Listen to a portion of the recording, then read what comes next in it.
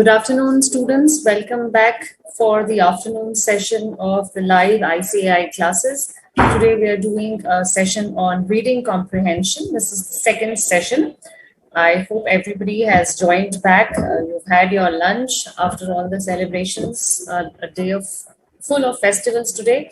So let's see how many of you are back, and if there's any doubt regarding the first session, I would love to take them up first, and then of course we'll carry forward the session on reading comprehension. So quickly, all of you please join the session and start telling me that you're back in class. Good afternoon, Jyoti. Thank you so much. I can see you.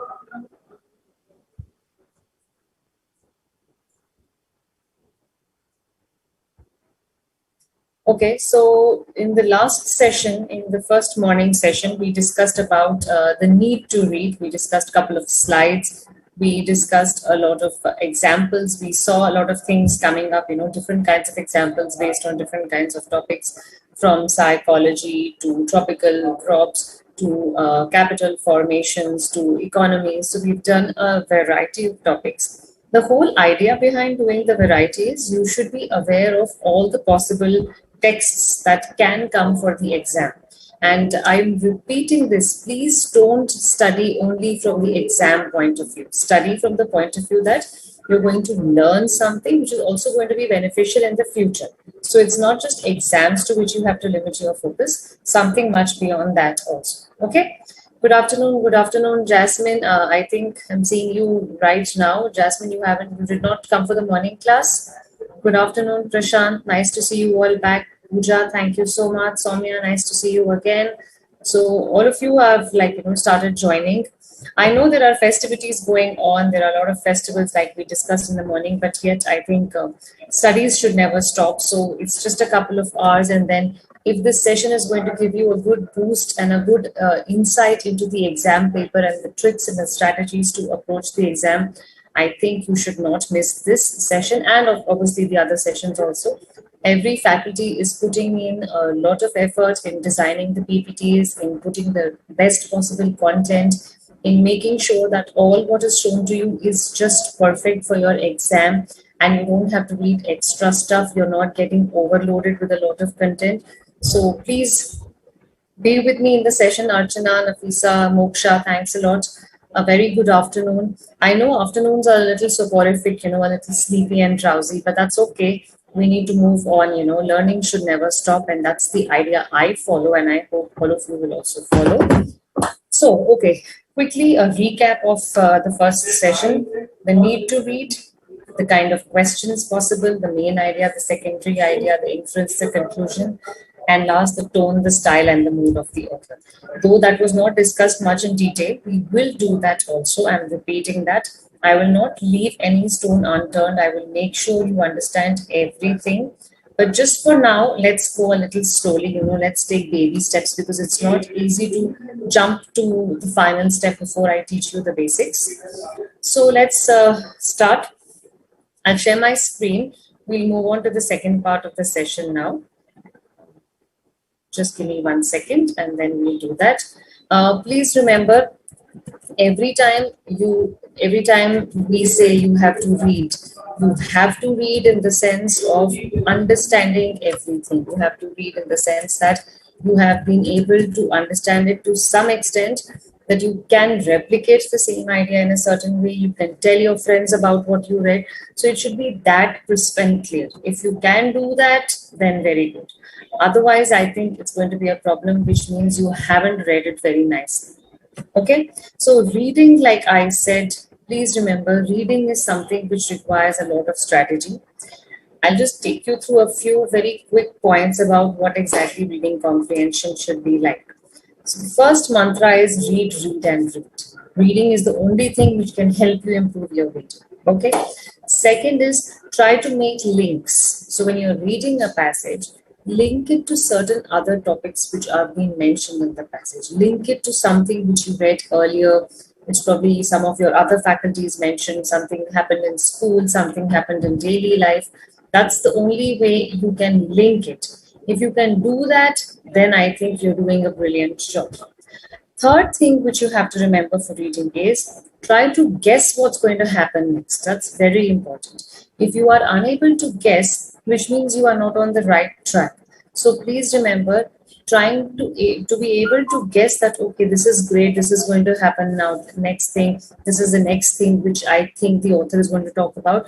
That makes your interpretation very strong. That makes your capability of understanding very strong. Next, of course, is visualize. When the author is talking about something in a particular text, if you start visualizing it in your mind, you start getting this idea, okay, so this is what he means. Okay, so this is what he's talking about. That's the very important thing. Moving on, it's about asking questions. If you ask questions to yourself, why did the author say this? Why did the author feel so? Why is he using a sarcastic tone? Why is he being so stringent in ideas? Asking those questions is very, very beneficial. Otherwise, mind you, you will not be able to give it a scientific approach, a rational approach. Remember in the first class, we spoke about learning objectively. You won't be able to do that.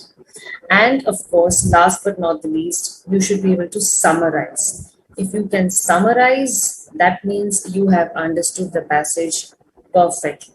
Because a summary is a proof that whatever the author wanted to say, you have done that and everything is crystal clear in your mind. Okay, so these are some aspects which I wanted to reiterate. And of course, it's not easy because it takes a lot of time, it takes a lot of effort. If you can practice this gradually and slowly, then I'm sure you're going to excel in it. Don't expect any miracles to happen in a day. Like suppose you haven't read anything till now and suddenly you feel you start reading everything. That will never happen. Rome was not built in a day, so it takes time to practice and be an expert in any skill, and it's a gradual process. Okay, so I'll start my slideshow now. Just give me a second. Meanwhile, anybody has some concerns, any issues, you can please put them in the comment section. Besides the good afternoon, is there anything you have to ask? Please tell me.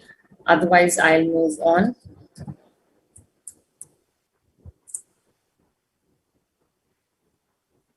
Okay, no worries. Everything is clear, I suppose.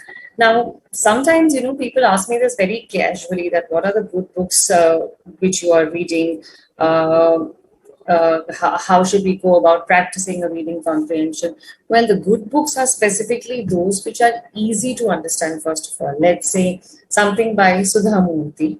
Let's say something by, if I'm talking about Indian authors specifically, read something by R.K. Narayan. He had this very famous series called Malgudi Days. You can start by that. Then you can read the half British, half Indian author Ruskin Bond. You can read stories by Ruskin Bond.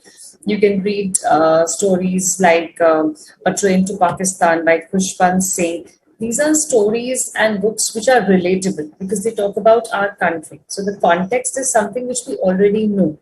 So it's always advisable to begin with the Indian-based series. Once you get a hold of the reading, then you can move on to a little more, a little more foreign ones and a little tougher ones. In fact, a very good suggested reading is classics. I'll share a list of suggested readings sometime in the next session, maybe. If I have time, I'll share it today itself. So if you have a lot of classics like, Charles Dickens, Mark Twain, George Eliot, Jane Austen, belonging to the British eras, belonging to the American eras, that's just wonderful because their language is good. So there should be no slang usage in languages. That is one very important thing. Okay, I'll definitely come back to that. Okay, so this is my screen. I hope all of you can see the screen. I hope everything is crystal clear and I'm audible. If yes, we can start on.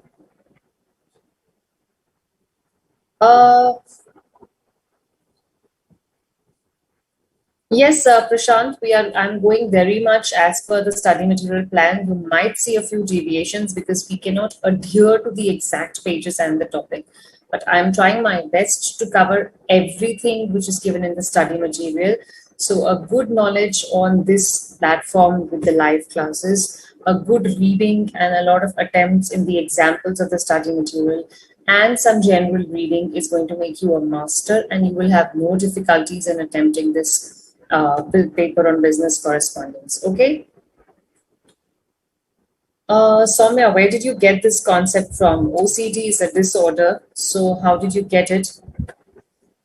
Okay, so Deesh, I think you were the one you spoke about reading Percy Jackson in the morning, I remember. So Rick Riordan, of course, you can't restrict yourself to reading mythologies, because reading only Greek mythologies, Egyptian mythologies, Norse mythologies, that's just one genre.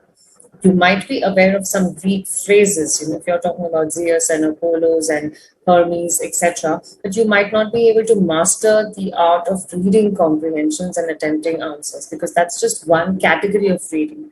So don't just stick to Rick Riordan's, you can move on. Okay, great. Thanks, Urvashi, Aryan, Archana, Pooja, Prashant. Wonderful. You all have done a wonderful job by giving me a thumbs up. Now, what you see on my screen is a little technical. Okay, Bloom's taxonomy is a little technical.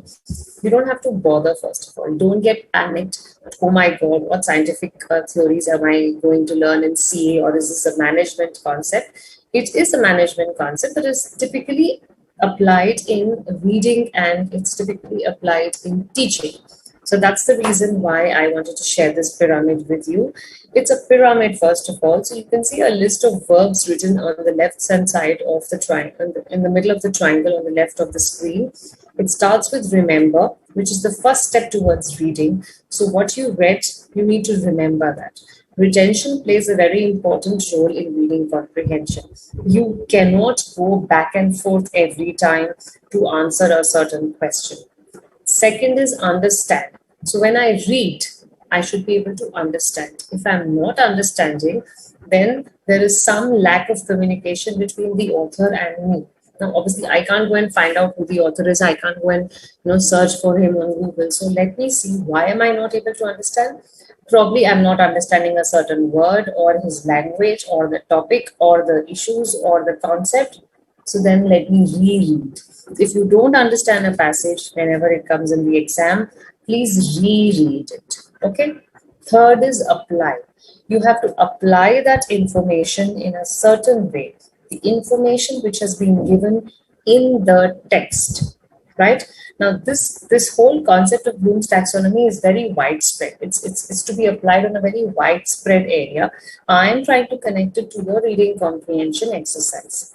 So when you apply that information, you might be asked an indirect question. So look at the content, look at the text and see, is it talking about 20th century? Is it talking about the current era? Is it talking about the prehistoric era? How can I apply that given information to answer a certain question? Okay, you should have the ability to connect various things which might not be having a direct connection, but your application of those concepts is what's going to help you attempt the questions and attempt them correctly. Third is analyze. We've already discussed analyze and evaluate in the last session, so I'll quickly take you through that. Analyze is to concentrate and to compare. Are you going to analyze it in such a way that you understand or you have a deeper understanding of what is given? So a deeper understanding or a deeper research leads to analysis, which is going to be based on certain research. Next is evaluate. Many of you answered that question. Evaluate means giving a value to a certain product in terms of quantity, in terms of grade, in terms of score. That's evaluation.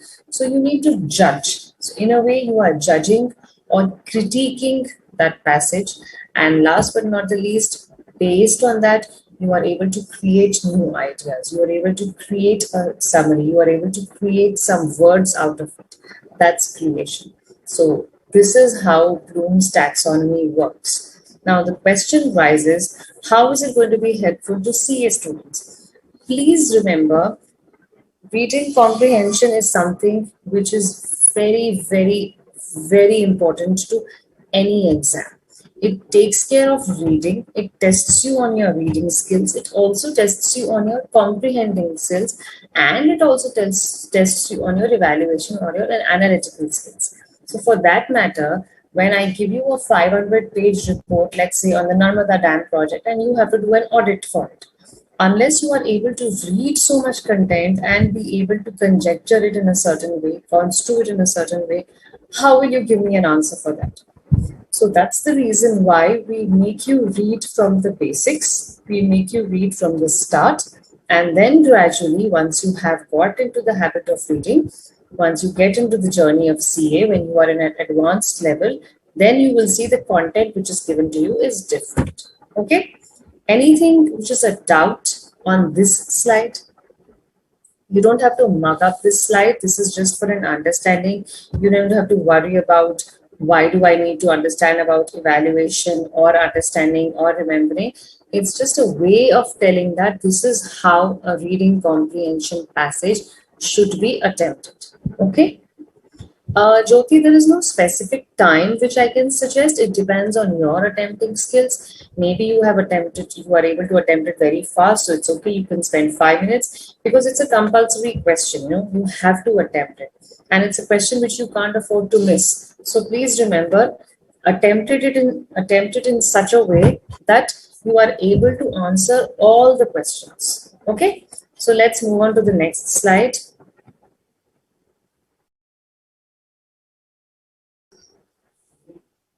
Okay, so the next is some basic points to be known. Now, again, this is just general, but since we are doing vocabulary parallelly, maybe I thought you should be aware of all this. Till here, if there is any doubt, you can put it in the comment section. I can take your comments one by one. A suggested reading list will definitely be shared probably today or tomorrow as and when time permits. But before the reading comprehension sessions end, I will definitely share a suggested reading list. Okay. 5 marks. 5 marks is the question, Pooja, you wanted to know. Prashant, once again in short form, what do you want me to explain? Can you please just repeat that? Aryan, is it fine now? Because I haven't done any changes. I'm trying my best to make sure the screen is clear. You can just wait for a second. Sometime there is a lag, so you can see how it happens. I'm so sorry there is a glitch, but at my end, all technical aspects are taken care of. So just wait for a second. The screen might just get better in some minutes. 5 marks, I told you. Okay. Prashant, you need to tell me what exactly you want me to explain once again. I did not get that question very clearly. Okay, so quickly let's go through this slide. Now what happens is taxonomy is a branch of science where we are going to talk about naming, defining, and this is very typically also used in science. You must have heard the word somewhere in science. So you can definitely look through the details later. Now, why is it called Bloom's taxonomy? Because it's named after the person who made this. He's Benjamin Bloom, an American psychologist. We already discussed psychology, remember? And it talks about 6 essential educational objectives, those mentioned in the pyramid, in the triangle structure which we were discussing: create, analyze, evaluate, remember, understand. Those are the 6 educational objectives which Bloom is basically talking about. Then it comes to the new structures which were shared later. We discussed them also. So now they are basically not objectives, but they are about teaching, learning, and assessment. So these are the 3 things which we insist on having when we are doing a reading comprehension session. As a teacher and as a student, you should be able to understand this. Okay. Of course, I will be sharing the presentation. I will be uploading it. So you can please have a look on the website, on the YouTube channel. Everything will be clearly uploaded. Don't worry about that. Okay. So these are the main 6 aspects. If you fail to do any one of them correctly, don't expect a good score, because all these play a very important role while attempting reading comprehension. Your applications, your understanding of the passage, and evaluations and remembrance, everything. Now, it's a very common trend, I'll share this when we discuss question answers attempt, but it's a very common trend when we read a passage and when we move ahead to the questions, we always realize that we've forgotten the answers. So for every question, you have to come back and see, which is called regression. Progression means going forward. Regression means going backward. So every time you forget a question, for each question, if you have to go back, turn the page and see, okay, what was the passage? Not a very good way of attempting an RC. RC is the short form for reading comprehension. So what we suggest is, in the very first place, please read the passage so very well, so much of understanding that most of the content is there in your mind. It gets registered in your mind. If that's the case, then when you're question answer, you don't have to move back and forth, because that's a complete wastage of time. And in exams, you all know you don't have that much of time. It's not easy to find extra time for anything. You need revision, you have other exams, you have law papers. So all that keeping in mind, please read it so very well in one go, because you're not coming back again and again. So remembering the content of the passage is very important. Okay, great. So let's move on. This is something which I just wanted to share in terms of a basic example of what do these words signify. You can just give it a quick read. It's not going to be asked, but these are words which help you. Sometimes the question asks, analyze the answer, evaluate the statement, create certain ideas. So when you are able to differentiate between these very 6 critical verbs, I know you have understood reading comprehension. I know you have understood everything. So if somebody asks you, what is the difference between summarize and exemplify? Can you tell me that in the chat box in the answers column, please? I'm asking this to you, so I expect an answer. Can you please tell me the difference between exemplify and summarize? If your question says summarize and if your question says exemplify, what is the difference between those two, and how would you approach a question like that? I'll keep the screen as it is till I get an answer, so I'm waiting for your answers. Please quickly tell me, how would you differentiate between summarize and exemplify?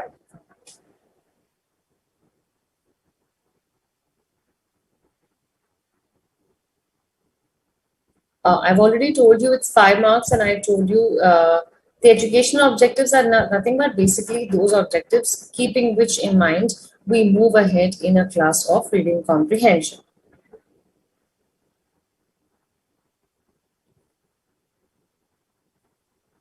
Okay, quickly send me the answers. Difference between exemplify and summarize.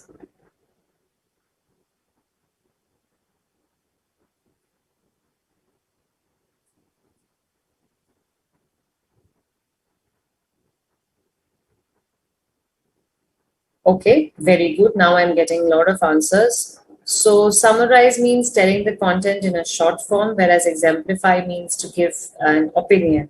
Okay, Prashant, that was quite clear and that was very concisely mentioned. Summarizing is nothing but a shortened version of the given story. If there's a given text and you have shortened it to the context of telling me only the important things, you have summarized it.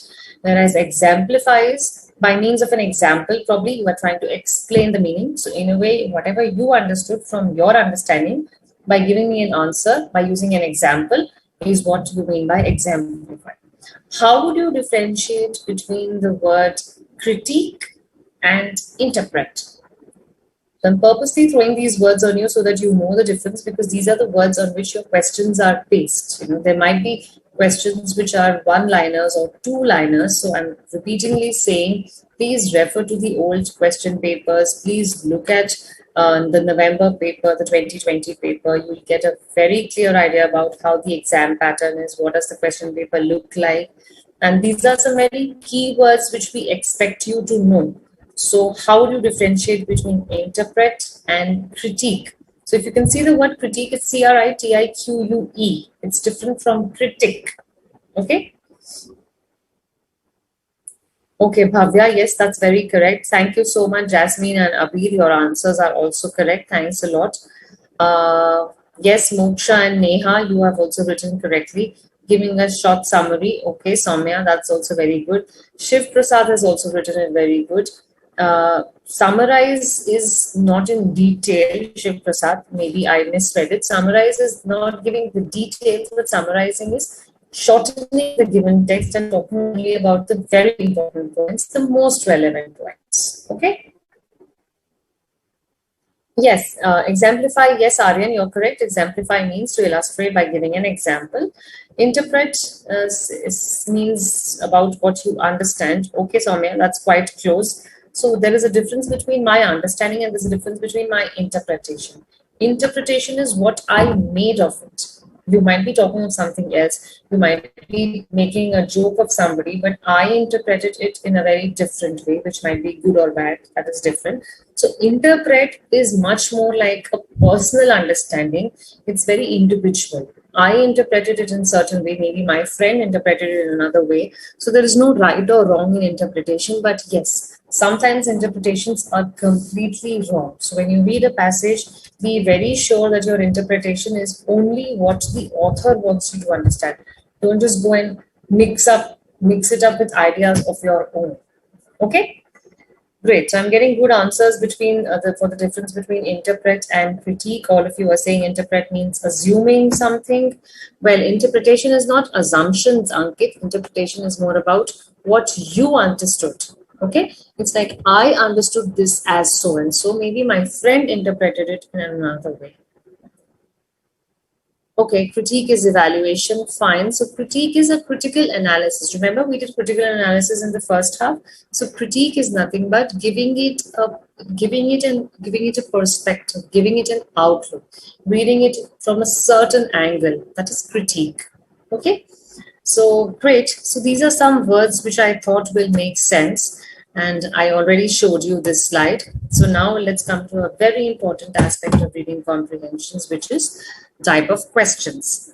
Now, these are the very simple, the straightforward 6 types of questions which come for your reading comprehension. The first is the main idea and the theme. So for the main idea, please remember the conclusion is never the main idea. The first line might not have the main idea. People have this habit, students have this habit of thinking, okay, whatever is in the first line is the main idea. It's not like that. The main idea is always derived by reading the passage. Do not hurry to see the first and the last line and then start answering. No. Okay. Okay, sure, Arun. I'll take some time. If there's any doubt, you can ask me, Arun, so don't worry. Attribute means to giving it a certain quality. That's attribute. Okay. Bestowing something with somebody. For example, it's the attribute, it's of student. So if I say these are student attributes, which means students always hurry in exam, students are a little careless, students get panicked, students are over concerned about some things. These are attributes of certain students. Okay. Do we have to exemplify, Jasmine? Not exactly. There might be some questions, maybe one question where you have to write a line or a two. In that question, maybe there is a reason why you have to exemplify. So I can't tell you for sure, but whenever there is a question which is more subjective, which is more writing oriented, you might have to exemplify. Okay.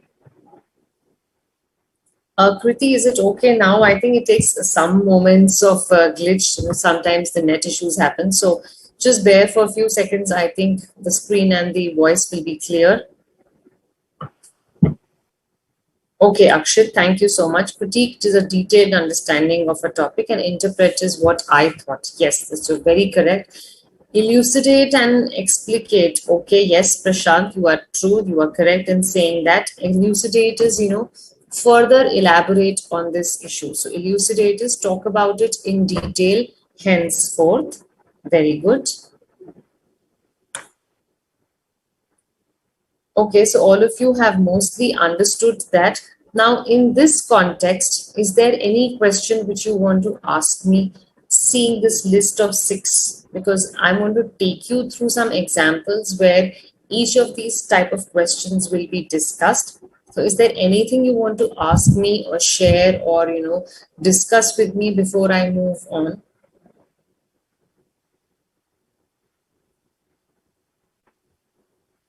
So take your time, think for a second, any such point on the screen which you think was not dealt with well, I can take it up again. If you think there are some issues in reading, you don't understand certain points, you have to reread them, we can discuss that also.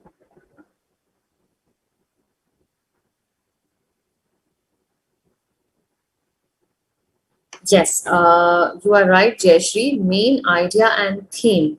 Main idea is, what is the main idea behind the passage? Why do you think the author is writing that passage? What is the primary focus? Why is he discussing all this? Does he want us to understand about A, B, or C, or all of them? That is the main idea behind a passage. Okay? Specific details are those very tiny little extra details which are found in the passage, which might help us in forming an opinion. Those are called specific details. Identify the tone and the style. I have shared with you a slide on the tones and the styles, but I haven't discussed it. I will discuss it in my forthcoming sessions, so don't worry. That is an important part of my session. I will definitely take it up in class. Give a suitable title. So titles are very short. Titles should be catchy. Titles should be able to grip the crux of the passage. The title, reading the title, I should be forced to read the passage. That's what a good title does. If I see a very long title, then why will I want to read it? Okay, why will I want to read the passage I mean? So a title should be catchy enough, gripping enough, thoughtful enough, and indicative of what the passage is going to talk about. Inference based questions, we remember we discussed it in the morning. Inference is also about how is it different from a conclusion. So what you derive on the basis of evidence and reasoning is inference. So they will ask you a question, where do you infer this? Can you infer this? So the actual answer will not be given in the passage, but on the basis of what is given in the passage, can you infer this particular point? Those 1, 2, 3, 4 options will be there.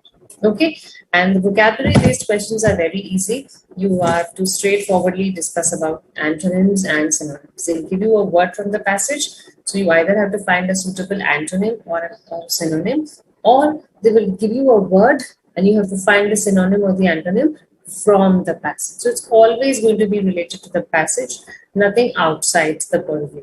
Okay. Yes, Suprata, I will discuss some questions on titles, don't worry. Regarding style and tone, I already said Pooja and Prashant, I will discuss it in my other session. I'll try my best to cover it today. If I don't get time, then I have another session on reading comprehension. We definitely discuss tone and style. I will not leave it, don't worry. It is a very important aspect of reading, so I'll definitely discuss it. Okay.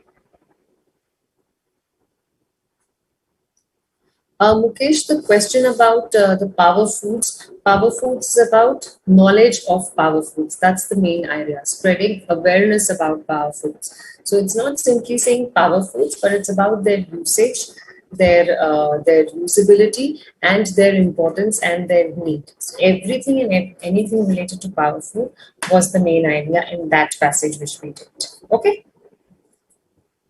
Okay. So let's move on. So this is the first thing, how to identify the main theme of the passage. So these are some very quick tips. First of all, identify the topic or the subject.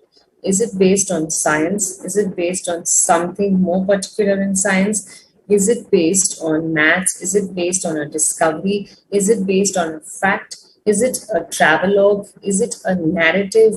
So all those aspects of thinking will help you identify the topic oblique the subject of the passage. Okay. Second thing is, please summarize the passage. Not that you have to sit and summarize it in your exam. Just summarize it in a way that you have understood the passage. Just take a minute to run through all the important points in your mind, which will make sure that you have understood the passage.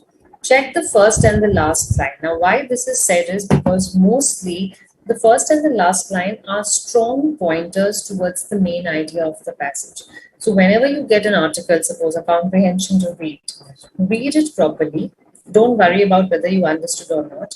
This is like preparation for exams, okay? So when you're preparing for your exams, read a particular passage, read it in a certain flow. Do not clock yourself. Don't see the time you are taking to read the passage. Reread the first line, reread the second line, and then try to guess what is the main item. You will always get it correct. Okay? But read it with patience. If you read it with a lot of panic and in a hurry mode that, oh my god, I hope I'm going to get it, I hope it's going to be easy, I hope I'll be able to attempt those questions, then you tend to start losing your grip on the content, and that creates a complete trouble for you. Okay? Utkar vocabulary based is about questions which are based on synonyms and antonyms. Synonyms means similar meaning words and antonyms means opposite meaning words. So I'll discuss a few questions which have these synonyms and antonyms questions. I'll discuss all the kinds of questions for different passages, don't worry. Prashant, yes, evaluation is giving a value to something. So you're acting as a judge. So if I ask you to evaluate somebody's performance, I expect you to give a score, a grade, some marks, or give me your opinion about how was the performance, how was the delivery, etc.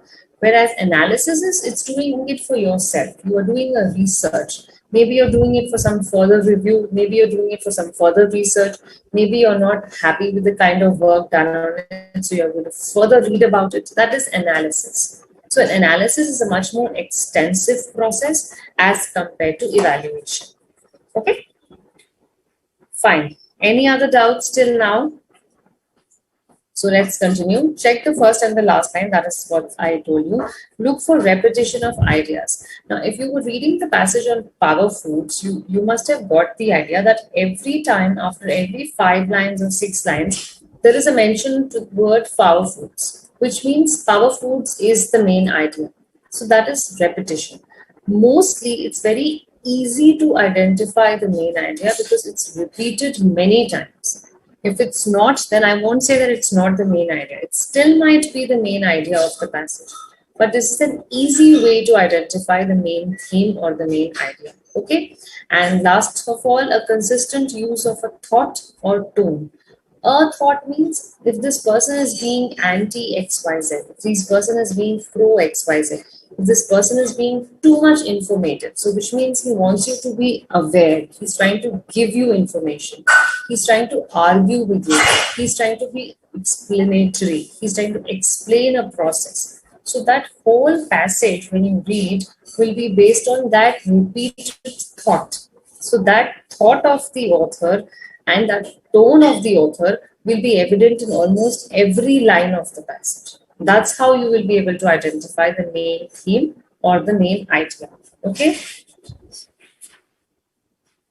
Sudesh, read the question before reading the passage. Well, I don't suggest that always. You're not supposed to read the question always. That is suggested only when you have a dearth of time. Otherwise, the best way is read the passage, then come to the questions, and then start answering them. Okay, Abir, can you please explain what is this last one which you want to know? What are you talking about? Any doubts on this page you can quickly ask, or else I'll start giving you some examples.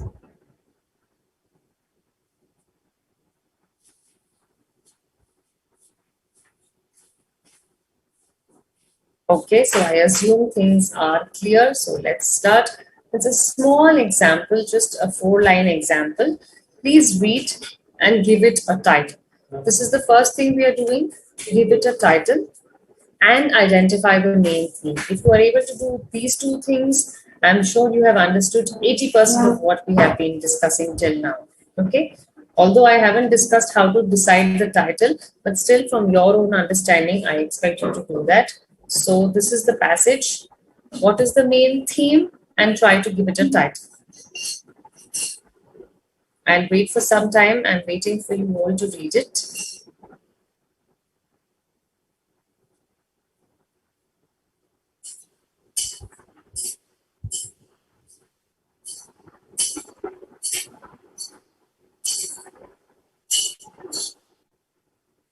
It's just 5 lines. In fact, it's just 4 lines, I'm sorry. So 4 lines is quite simple.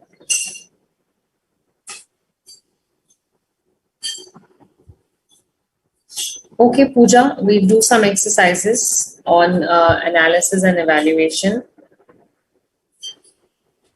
Consistent use of thought, Abir, it means there is always one thought which you can see in every line of the passage. So the author has written the passage keeping that one thought in mind, which you will see being repeated. That is what I mean by consistent use of the same thought. There are so many words. Of course, Akshit, there are so many words. Now, it's very difficult to say that you have to learn all the words. So, vocabulary is improving or vocabulary gets enhanced only when you read every day and you read variety of stuff. So, if you religiously read a newspaper every day, you're going to come across so many new words and their usage, and somewhere or the other, they get registered in your mind. So, keeping that agenda and keeping that idea in mind, you can easily improve your vocabulary and you don't even have to mark the words there. Okay, so I'm getting answers from Neha. Neha says this is about racism. Devyansh says this is about civil rights movement. And Sudhish has simply said, I've read it. What about the main theme? Sudhish, can I have that answer from you? What is the main theme of the passage? And try to give it a title. So those of you who have read it, I want two answers, the title and the main theme.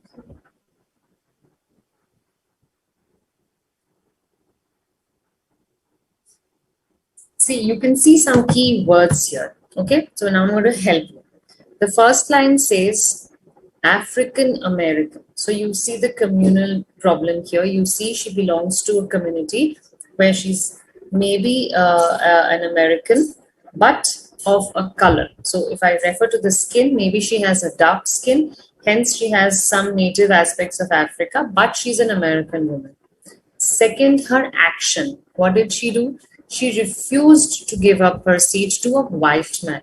So if you see the constant use of the skin color or the nationality being mentioned in the first two lines, which immediately rings a bell in my mind that it has to do something with racism or discrimination. And then she being an African American woman. So these three are those key words. She's a female, she's African, so maybe she has dark skin, and yet she is American, maybe by nationality. She refuses to give up her seat to a white man. And then the next line says her protest. So her protest means she's not happy with the certain code of conduct being followed in the country. She's not happy with certain laws and rules she's being asked to follow. So she's talking about the difference or the wide gap between the whites and the African Americans. Her refusal was a key event that marked the start of the civil rights movement. So there is a movement which got started. You know, this is a big enlightening moment here, because by one simple refusal of not giving a seat, it leads to a big movement which was very widespread and it went on for a long time. And also, she was quite successful in achieving her rights. So you can do an extra reading on Rosa Parks if you want to do.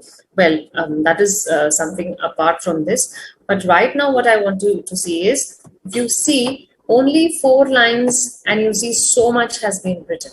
So this is an art you have to learn, that within those 4 lines, the author has been managed to tell us about the protest, about the nationality, about how it happened, and about the result it created. Okay, so now I'm going to see your answers. All of you have started writing. It's about racism. I agree.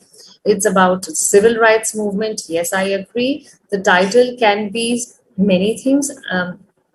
Most of you have given me the theme, but you haven't given me the title.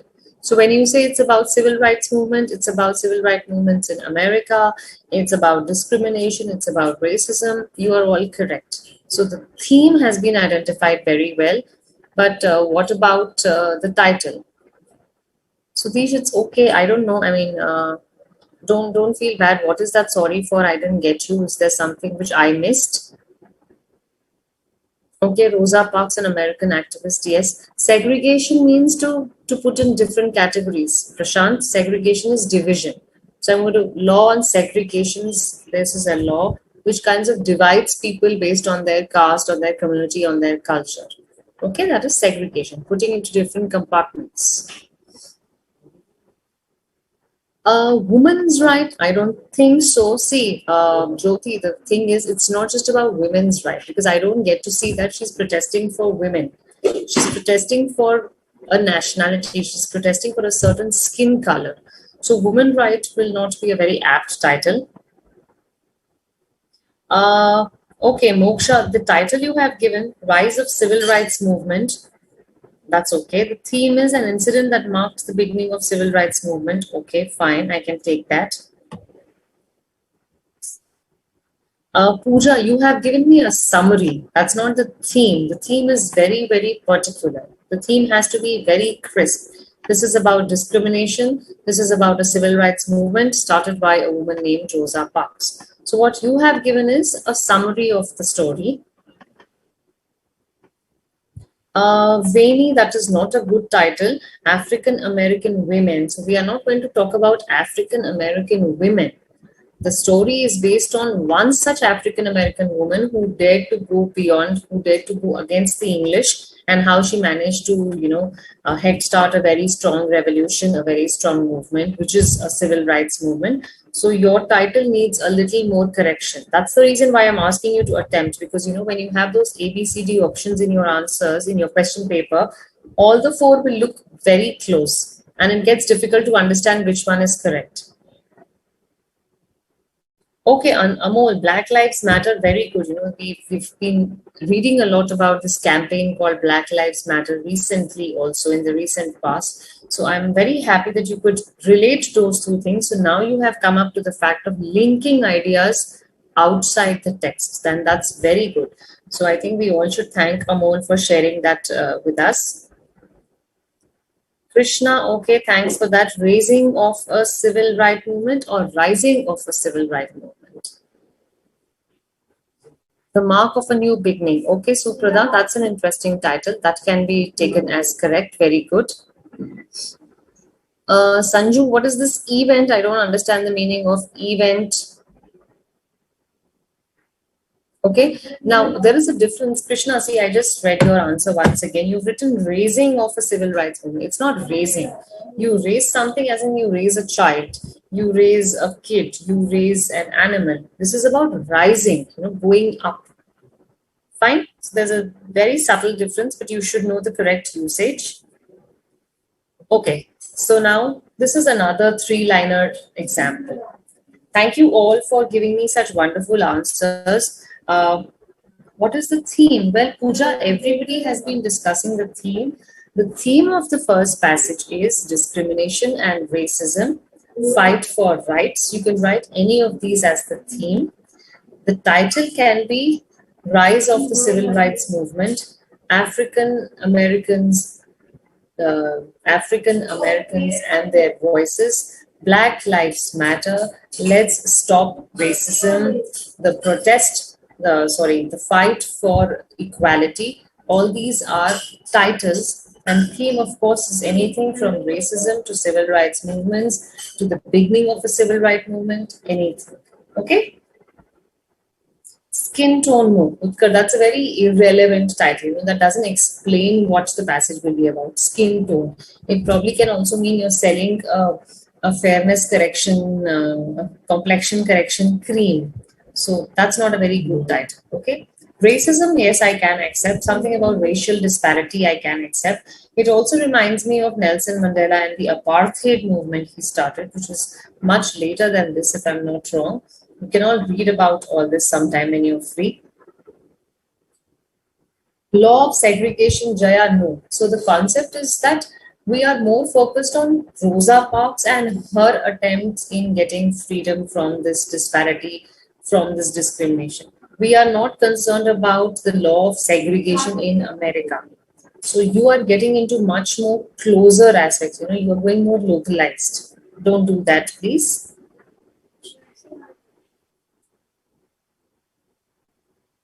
Okay, Jaya, the second one you've written is good. Okay, Kriti, I can take that one also, what you just now wrote. Unfairness, no. Urvashi, again, a single word is very difficult to be correct for a theme. It's not that it might not happen, it might happen.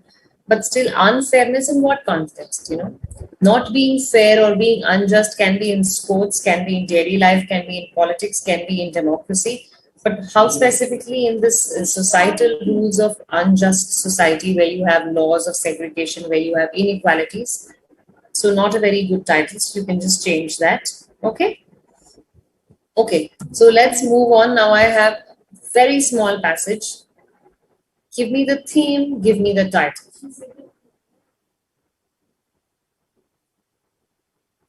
Give me the theme, give me the title.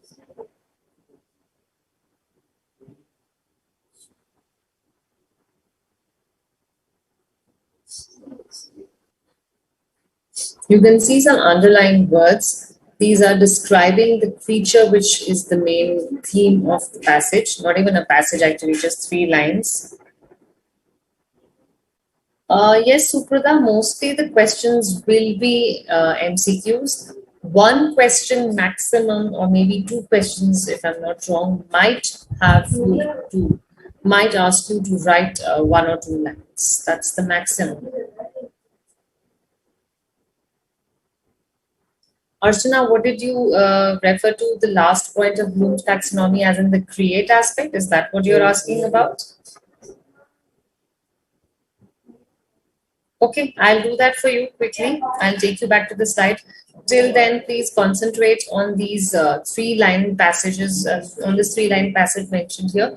Please see there are words underlined and they really make sense and they really tell us about the creatures which we are going to talk about here. So even if you don't know the technical aspects of the word, you don't know the meaning, it's okay. But if you know, then very good, all of you. So crooked legs, enormous crab-like claws, bulbous and neatly joined armor. So what are these words?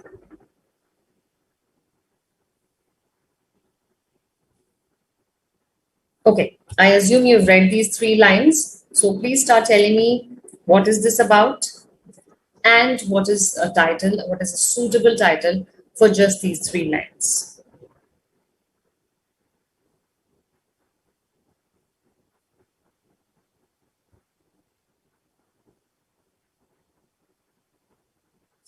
Okay, I'm waiting. Please start giving me your answers. A suitable title and what is the main theme of the passage?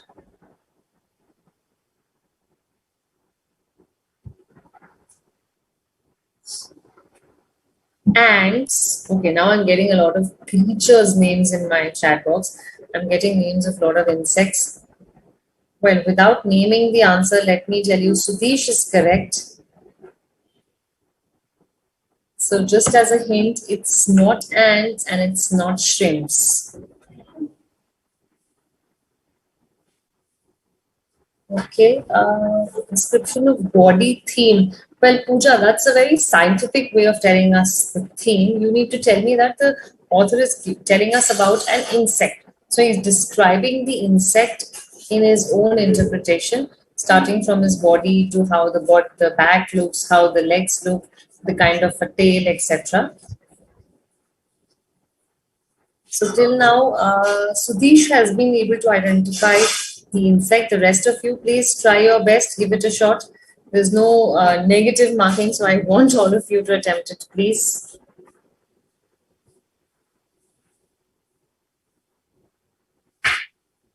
Strange body. Well, Pooja, why is it strange? What is so strange about the body? First, try and guess the insect and then talk about being strange or not. Cock. No, Neha, I'm sorry, it's not a cock. The passage is describing a creature. Yes, Sakina, of course. That's sure. I don't deny that. But what is the description? Like, what is it about? If you can tell me that.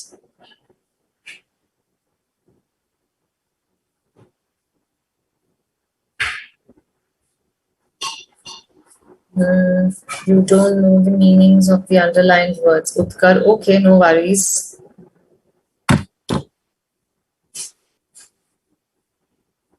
Fine. So this is about a scorpion. This is from a text where the author is very fond of raising scorpions. He has this extreme love for scorpions. And how he's seeing them, and this is the first thought which comes to his mind when he sees a scorpion. So he's describing scorpions in the basic of language. Bulbous is something bulb-like. Enormous is huge. Crooked is something which is not straight, it is bent. Armor is like a shield which the warriors use while in a fight. Okay. Okay, I'm getting a lot of answers still. Cockroaches, octopus, snail. My God, so many things. But thanks all of you, Ankit, Sonuk, Aman, Akshit, Anmol, Sakina, Neha, Jaya. The answer is a scorpion. So you don't have to make guesses here.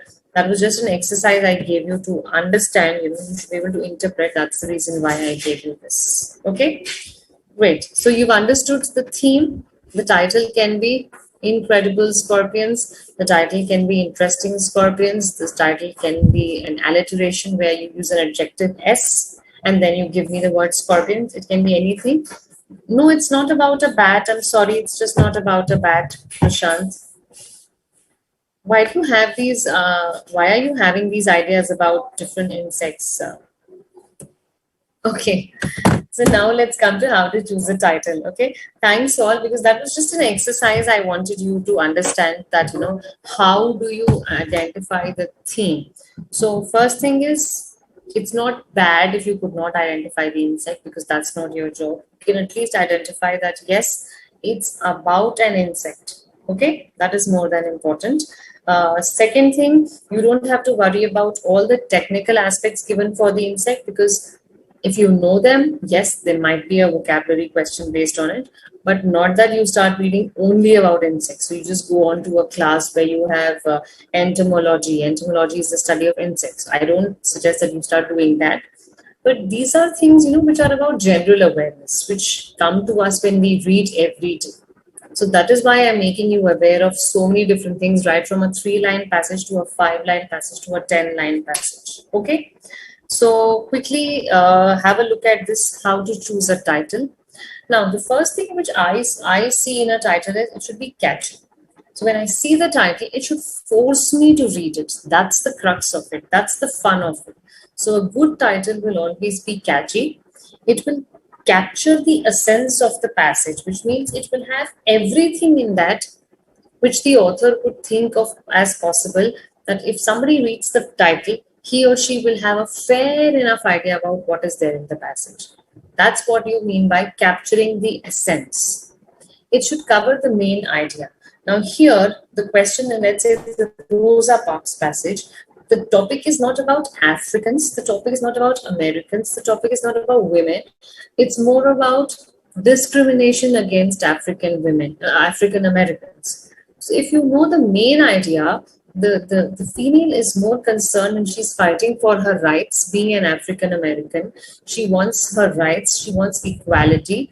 That's the main idea. It's not pertaining to women only. So if you see the slide, it says it should cover the main idea. The main idea is about racism towards African Americans, not the women aspect. The gender is not a concern. Okay. The fourth is it should be short and crisp. Now, typically, we don't encourage students writing 6 lines, 7 lines, 8 words, 10 words in a title.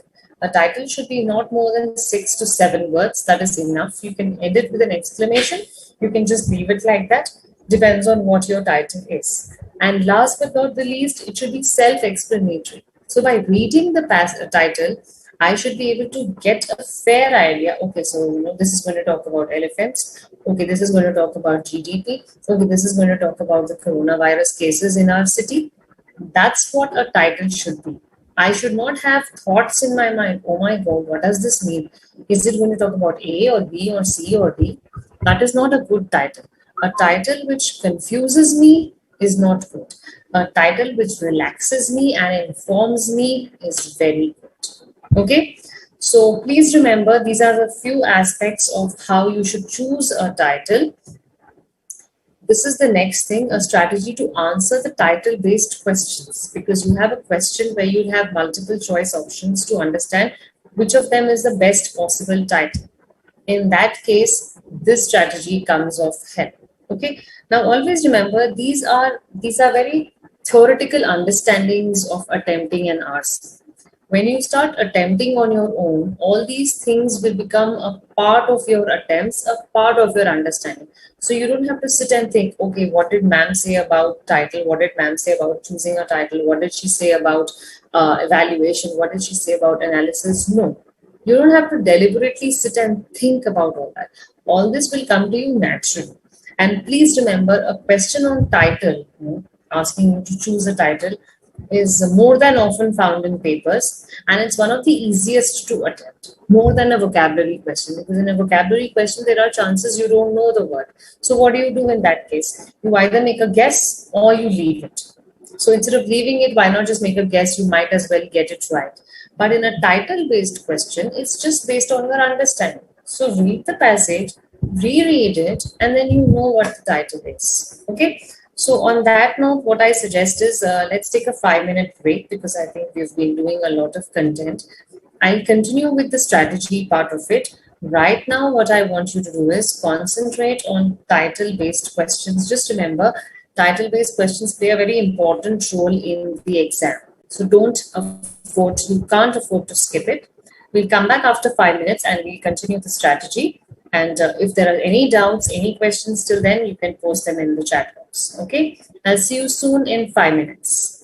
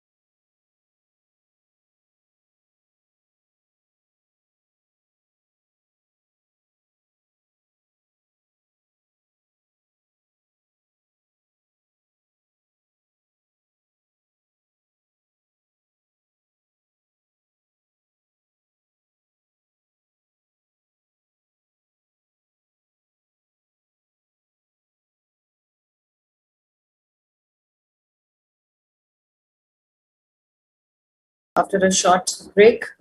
I'm sure these 5 minutes breaks are quite refreshing because there is so much content happening. Maybe you all get a little boggled, you all get a little confused, so much to learn, so much to remember, but that's okay. I'm repeating, take it easily. Everything comes in place gradually, but the only thing required is a good hard work and a strong dedication from your side. Okay, so I was just seeing questions in the break. Some of you have asked me and I think I've already told you this. Please remember, the paper is definitely MCQs, but sometimes there are one or two questions which will ask you to write a single line answer or a 2-line answer. Okay, that's the only subjective part of it. So you don't have to worry. You will not be asked to write long answers like essays, like your history answers in school. Nothing of that sort. But yes, 1 line, 2 line, you can expect. And that's the reason why I'm repeatedly saying, please refer to past question papers. That's where you can get a very clear idea about how the pattern of your question paper will be like. Fine. Jayashri, I'm sorry, I might have missed it. So don't worry if I did not say anything. It's just that there are so many comments and answers pouring in. I failed to read through all, so maybe I just missed it. Okay. Saundarya, I'm trying to answer and point out all of you who have written the answers, so don't worry. Please answer my question. Pooja, I just answered your question, I think, if you were listening about the MCQ part. So please, same question being repeated, I'm repeating it once and for all, guys. Please listen carefully. The question answers are MCQ based. Sometimes there will be one or two questions in the RC, in the reading comprehension, which might ask you to write a 1-line answer or a 2-line answer. Nothing more than that is subjective. Okay, Pooja, I hope I've made myself clear to all of you now. Okay, Akshit has a very interesting question. The difference between culture and community. Well, culture is traditions, the traditions you follow, the kind of prayers you do, the kind of puja you do, the kind of worships you do, all that comes into your culture. So in a certain culture, there's a certain style of living. A community is more about a number of people. So you live in a community, you live in a group of people. That's a community, and culture is more about traditions and day-to-day followings. Okay? Okay, so Marvelous Scorpion, oh my god, that's an interesting title. Thank you so much. Fine, so I think till now everything is clear. Is there any doubt? If you think I'm going fast, I can slow down my speed. If you think I'm going slow, I can speed it up, I can fasten my speed. So please tell me, because there is a set pattern we need to follow for every class, and I'm trying my best to ensure that all what I thought will be covered in the session today. So we have another hour left, and I'm sure we are on track and we can continue the session very well. So let's come to the strategy to answer title-based questions. Okay. Yes, Sonu, that is quite similar. They are very similar to each other. No negative marking.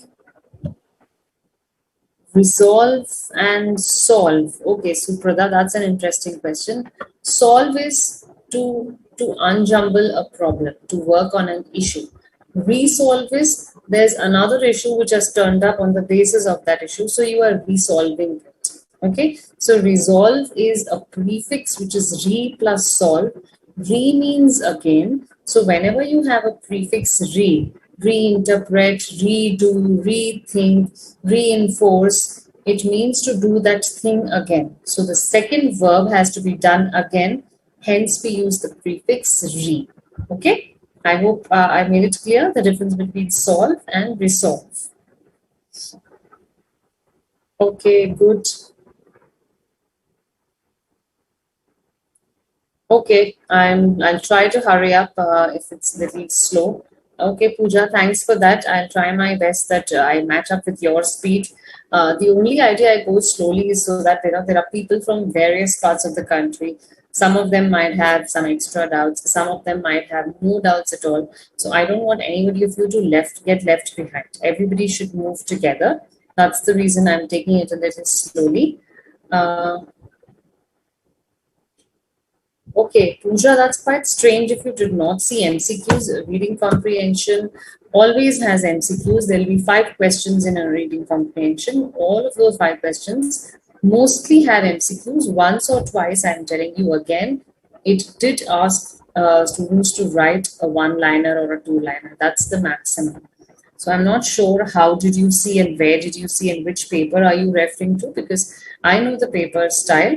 They definitely will ask you MCQs. Even for vocabulary based questions, you will have MCQs only. Okay. Sometimes you get a choice. You get a choice between a Prezi or a note. That is different. We are not discussing that part. But otherwise, I think there are MCQs. Okay. So please have a look once again. Okay. Thanks, Suprada. Thank you so much. So I hope the doubts are clear. So let's move on. So now what is the strategy to answer a title-based question? Why we are doing this is, like I told you, sometimes the answers are so close that you don't understand whether I should mark A or whether I should mark B. In that case, please remember what was the main idea. Is the title covering the main idea? Does the title talk about only those points which are important, or it's talking about everything but the main? Then you should be clear with that. Second, the focus should not be on minor details. Sometimes titles are very misleading. They involve all the different aspects of the passage, but not the main idea. Or maybe the main idea and all the other minor details. Even then, it's not a good title. Some people always feel that we read the last line and we get the answer. So a conclusion never has anything to do with the title. A title can be decided only if you read the full passage. So a thorough reading and understanding is what is required for answering a title-based question. And last, the structure. Why I say structure? Because when you read the first paragraph, suppose it's a passage of 3 paragraphs, okay? So the content is always in a priority way. So what is more important is given first, and then it continues to the second, and then third, and henceforth, and so on. But there is a certain structure the author follows. Why? Because the author is quite, he's quite an expert in his job. That's the reason why he's written a passage, and that's the reason why it got published, and that's the reason probably why we had it as one of your passages in the exams. So when you follow a structure, things come out logically. So whenever I ask you to write something, maybe we meet again in some writing exercise sessions. So when I ask you to write something, everything needs a certain structure. To begin with an intro, then come to the body where you're going to put all your important points and then give it a conclusion. So if I follow the structure, I understand the priority of the thoughts. Why is he or she always talking about A and not B? Why is importance being given to A and not B? That makes me decide that, okay, which means A is more important than B. So A might be a major information, whereas B might be a minor detail. So my title should have A and not B. That's how I draw a conclusion. And then I'm able to answer the title-based question. Okay, I'll take you to an example. Don't worry. If this is clear, then I'm sure examples will make it even clear. So please have a look at this. It's a small paragraph. I'm purposely giving you small paragraphs because time and bandwidth and space issues, we are unable to give you long paragraphs which will require a lot of time. And if you only spend time in reading, then I don't get time to explain and I don't get time to clarify your doubts. So I'm doing very small and basic English language examples, and to ensure that you are getting the crux of the matter. And when you start practicing on a daily basis, you've understood all the concepts well. Okay? Great. Thanks, Pooja. Thank you so much. Most welcome for all the questions. Most welcome for all the thank yous I'm getting. It's pouring in with thank yous, guys. I'm so glad that you all are with me on the same page. You all have understood what I'm talking. You all are understanding gradually. So I should be using a continuous tense here because it's a process still going on. So we have been understanding each other till now. Have been understanding present perfect continuous. Okay, I'm sure in your grammar classes you have done all these, but just to reiterate the fact. Okay, please read this passage, a very short, small, interesting 3-line passage, and give it a title. Okay, the most important is giving it a title. So let me see how your titles start pouring in. Prashant, that's a little abrupt and that's a little upfront, just saying black girl. It doesn't sound good, first of all. So we should keep some norms and some ideas in mind that we're not addressing somebody as white or black. So if you can just reword it or you can just substitute the word black with something else, I'll be happier.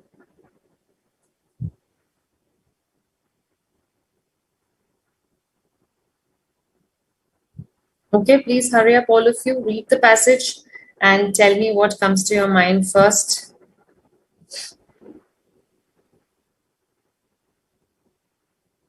So you know it's about a female because it starts with the pronoun her. Then you know it's about the color of the skin because it says a rich black.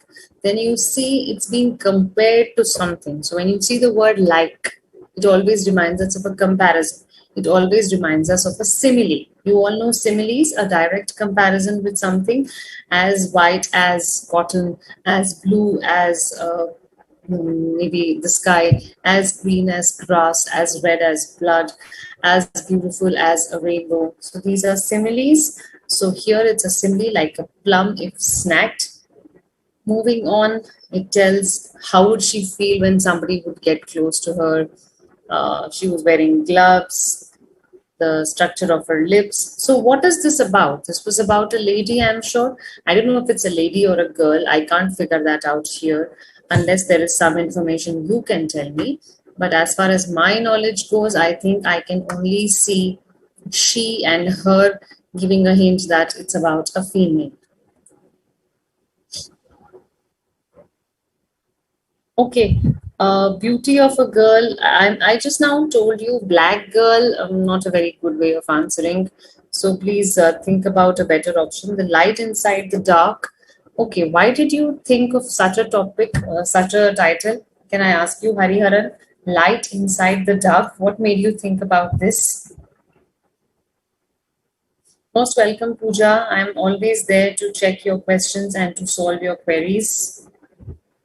Beauty of a girl, Vanshita. Okay, is it beauty of a girl? Is that the way we would like to answer a title question?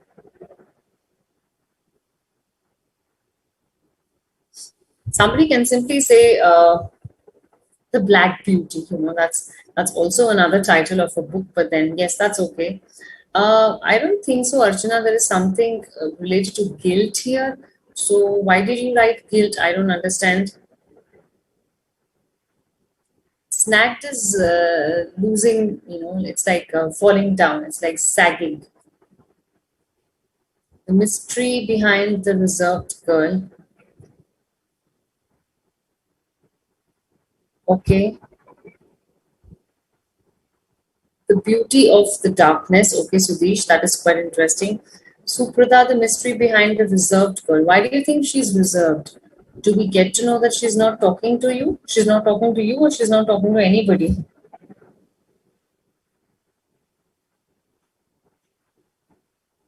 Okay, take your time, don't hurry. You need to excel in this, so I don't mind if you take your time also. So this is about a rich black, okay? Her skin was rich black. I don't know if she was rich black, but her skin was rich black. So we can say this is black beauty. Black can be beautiful. Dark signifies beauty. Dark also can be beautiful. The lady with a black skin, the dark color, something which is not hinting towards any kind of racism, something which is much more generic in nature. This is a description, okay? So beautiful, dark, smile, fine. Black beauty is acceptable, okay? The nature compared with She's black, ma'am, but she smiles her teeth. Okay. So that's the reason, Hariharan, why you said light inside the darkness. Okay, that was quite interesting to have that kind of an analogy. Thank you so much. So here it can be the black beauty. Even dark can be beautiful. Even black can be beautiful. The lady in black, because I don't know if she's wearing a black dress, I'm just guessing. So instead of saying the black lady, that sounds very bad, that sounds very derogatory, we will not be using that. Then some of you would say elegance in darkness. Okay, so make it a little more heavy because the concept is heavy, and of course, you will have choices. So now that I've seen your answers, I think almost everybody of you has given me a good and a different answer. I see repetition very less, very few times repetition has happened, and mostly your answers are apt. So I don't see any incorrect answer here except for a couple of them which I just pointed them out. Okay. Black skin is no less than anyone. Urvashi, is that a theme or a title, or is that just an expression or an opinion you are giving? Please clarify that. Unconfident. Okay, Amol, first of all, we don't see the usage of the word unconfident here. There is lack of confidence or she's overconfident. I don't know, because seeing these three lines, I cannot judge the confidence level of this person. Okay, so let's not include anything which is beyond the purview of the passage. Restrict yourself to information given in the passage. Okay. Okay, let's move on. Let's move on. Otherwise, we'll be in darkness always, and we'll just be discussing the beauty of darkness. So, this is a very interesting passage from a poet called Maya Angelou. That's where I took it from. She was a black and she suffered a lot of discrimination and depression. So, this is a story taken from one of her writings. If I'm not wrong, it's about a bird in a cage, or the caged bird. That's how the title goes. That's just for extra information, so don't worry. Okay. So this is something very interesting, and I insist, I'm not even requesting this time. I insist all of you to read this passage and give it a very nice, captivating, attractive, thoughtful, interesting title. Okay. I'm not going to speak for the next 1 minute. Give it a thorough reading and come up with a good title which covers the essence of the passage, which captures the essence of the passage. And reading the title, everybody should be forced to read the passage. Okay, quickly, everybody. Jaya, I don't think so. The girl was injured by any chance. So why did you have that word called injured? Beautiful black girl is okay. The dark lady with a gleeful smile is okay, wonderful. Beauty beyond norms, that's awesome. That's very good. Dashmeet, very good. That's a nice topic. Title. That's a good choice of words. Beauty of darkness, darkness lady and dark. Archana, I think we've put them also so much of, in one line without any punctuation. I'm actually not understanding what is the actual title you gave. She's not injured, Jaya, so I just now told you can think about the topic. Even if you are unable to do it, it's okay.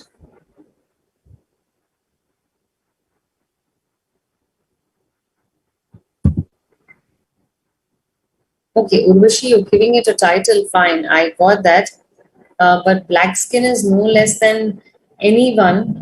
You cannot compare skin to anybody. So you either compare skin to skin or you compare a person to a person. Okay, that's the way it happens. Quickly, the others start reading the passage. Okay.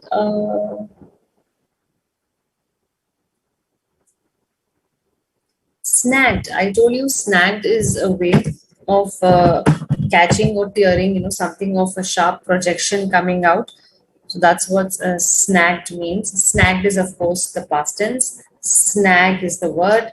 Something to catch or tear, T-E-A-R, on a sharp projection.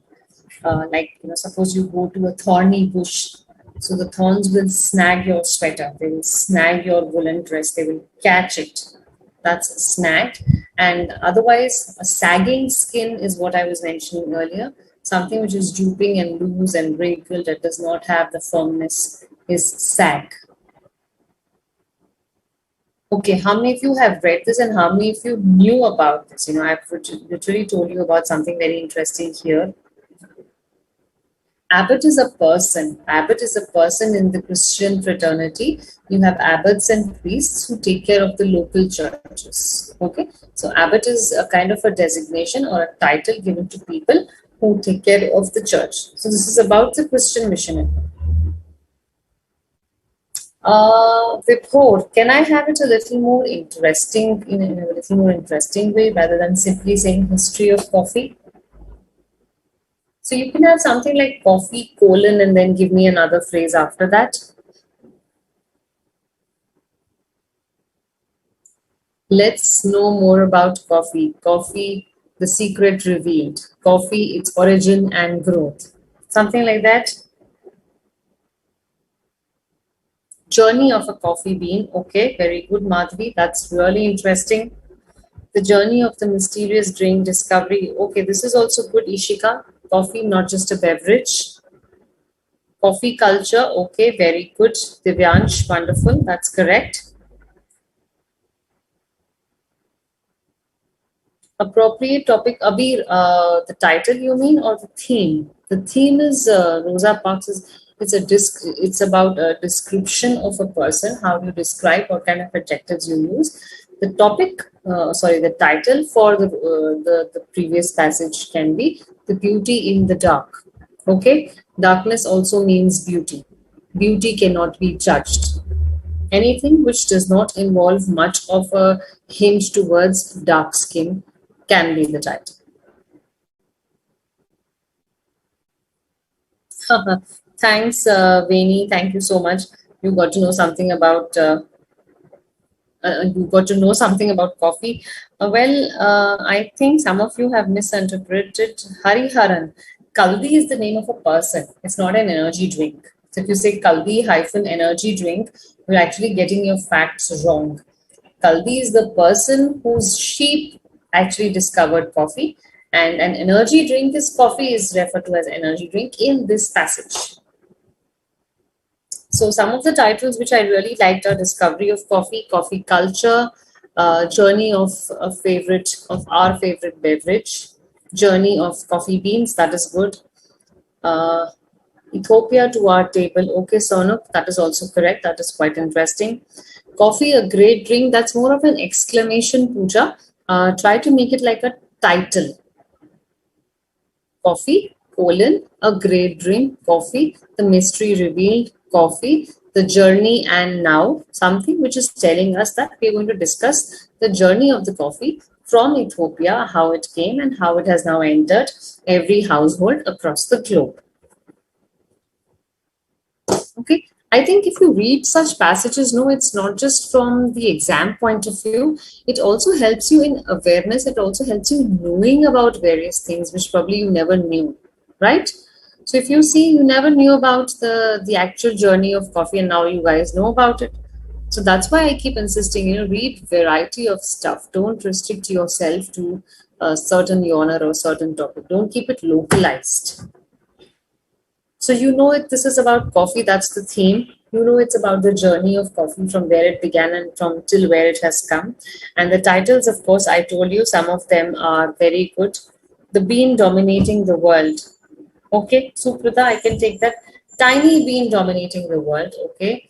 The story of the bean and its mystery revealed. So this is like Jack's beanstalk. There was a very interesting fairy tale about Jack and the beanstalk. Here it's not a stalk, but it's a bean because coffee comes in beans.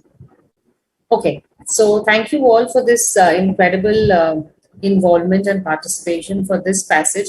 An aromatic drink, the energizer, meant for alertness.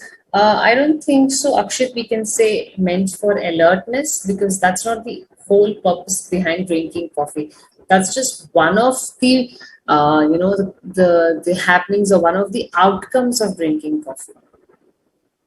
Kaldi's Coffee, no, that sounds like the name of a shop. So not Kaldi's Coffee, sorry.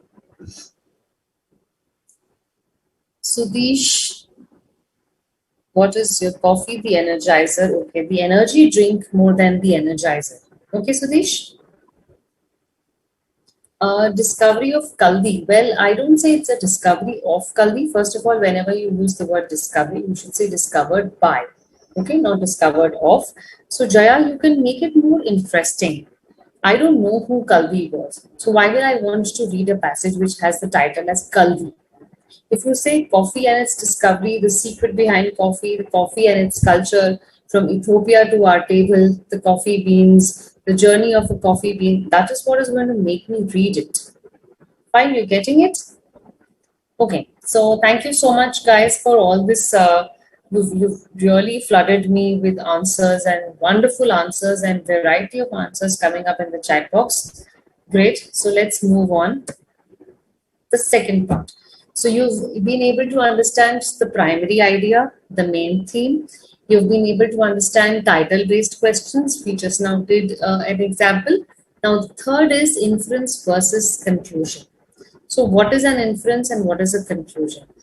An inference is, let's say, something which is accurate or inaccurate, logical or illogical, but very typically it is assumed because it is based on some given information. So I don't say it's always correct, but it's something which I have understood on the basis of my evidence and my reasoning. Fine. While on the other hand, conclusion is the next logical step. So in case of conclusion, if I say 2 plus 2, the answer is 4, which is logical and it is true for everybody. So the conclusion is that whenever I take 2 chocolates and I add 2 more chocolates to it, I will have 4 chocolates. Or if I say I make 2 students stand on the left side and if I make 2 students stand on the right side, the total I have is 4. So wherever I apply it, 2 plus 2 will always be 4. Got it? So it's a logical step. It's a series. It's part of a series and it's quite logical. There is nothing debatable about a conclusion. And it can be derived. How can you derive? I'm sure you've done derivative theorems in maths. You can derive a certain formula. So you can come at the conclusion, you can reach your conclusion on the basis of certain facts which you have read. For example, in maths, all of you have must have heard about the Pythagoras theorem, right? Now, the Pythagoras theorem will be derived in such a way that we know what is the formula of Pythagoras theorem, why have we reached at this particular conclusion. That is a conclusion which has been derived in a certain way on the basis of certain evidences. That's not an inference. An inference is very subjective, a conclusion is very objective. A conclusion is true for all, whereas inference can be true, cannot be true. Okay, so now I've just given you some dictionary meanings of inference and conclusion. The term inference refers to the process of using observation and background knowledge to determine a conclusion that makes sense. So conclusion always makes sense because it's very objective. It's true for everybody. Whereas an inference might be true, might not be true. So it's like wavering, it's like it's on a rocky mountain or it's like on a unbalanced boat, on an unbalanced boat. Sometimes it's good, sometimes it's not good. It's like that. Okay, fine. So there are some doubts coming up. Niharika, typically one passage, but even if there are two, don't worry. Okay, one passage for sure will be there. That's 100%. Two, maybe yes, the pattern keeps changing, but yes, you should be prepared to read as many passages are coming. Okay, now this is a question I want to ask you. Once you read this example, I will be asking you about the inferences and the conclusions. Okay, there are two examples. One is this, one is this. So first read this one. Tell me the conclusion, tell me the inference. The conclusion is straightforward. What is written, give me the conclusion. What is not written, based on the conclusion, I have judged something, that is the inference. So take a few minutes and read this and tell me the answer for what is the conclusion and what is the inference for this passage.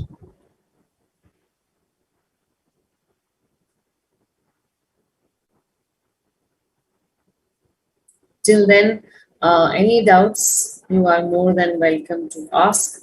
I'm always there to answer your queries. Please do not take reading comprehension as a light subject, as a light topic. There are many topics which require a lot of reading, a lot of thoroughness, and that happens only when you're good at this. So you can master the other subjects by mastering the art of reading very well. Okay?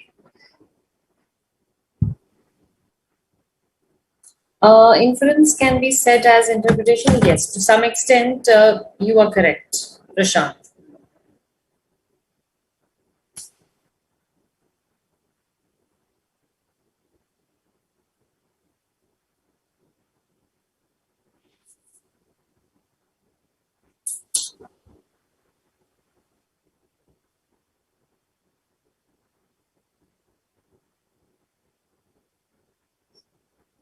So please make sure you understand the underlined words because they're going to play a very important role when you tell me the inference.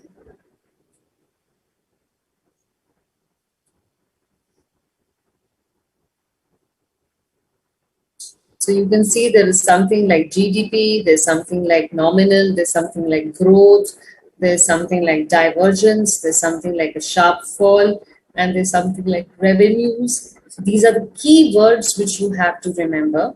Remember as in focus on. So if you see the first line, low nominal GDP, low spending. Okay, Prashant, fine. What about the inference? Can you derive something out of the conclusion?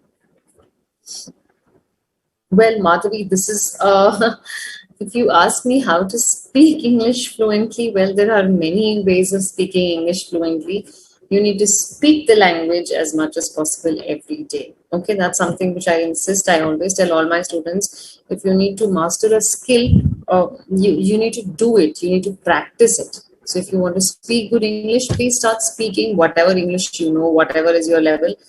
Don't just get bothered by people laughing at you or people making fun of you or people teasing you. That's okay. If you have to learn, you have to show maximum dedication. Okay, conclusion is the GDP is estimated income and expenditures, hence any small change in its rate leads to a vast difference. Okay. Growth of GDP. Okay. Somebody is giving me an answer with a blank name, an SRO or CRO or WRO or an email. Please put in your name so that I can address you. Okay, so for instance, in this passage, if you see a sharp fall means the government does not get the revenues it had hoped for, and as such, it can't spend as much as it wanted to. Okay, so a GDP and the conclusion will definitely talk about the GDP. The inference, what can be the inference? I'm more concerned about that because that's where all of you make a mistake while attempting questions.